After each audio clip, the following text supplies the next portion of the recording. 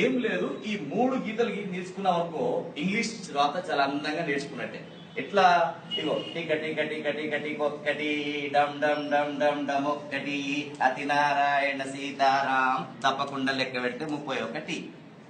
1 2 3 4 5 6 7 8 9 10 11 12 13 14 15 16 17 18 19 20 21 22 23 24 25 26 27 28 30 31. ఇలా రాగానే దీన్ని ఏ విధంగా చేసుకుంటే ఏ, ఇది బి, ఇది సి, ఇది డి, ఇది E, F, G, H, I, J, K, L, M, N, O, P.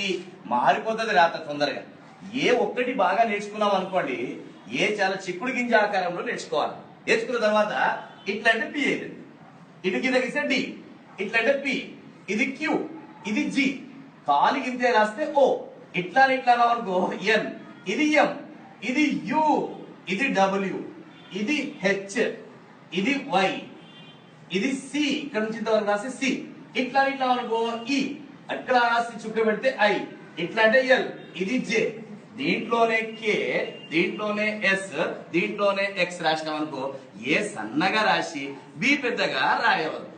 ఏ ఎంత రాస్తామో బి కూడా అంతే రాస్తే బాగుంది. ఇది గుర్తుపెట్టుకోవాలి. పైన 7 1 2 3 4 5 6 7, కింద 6 1 2 3 4 5 6, పైన 7 కింద 6, మధ్యలో 21 1 2 3 4 5 6 7 8 9 10 11 12 13 14 15 16 17 18 19 20 21. పైన ఇగో బి, ఇది డి, ఇది ఎఫ్, ఇది హెచ్, ఇది K, L, T. BDF HK అంటే పై 2 డబ్బాలలో రాయాలి.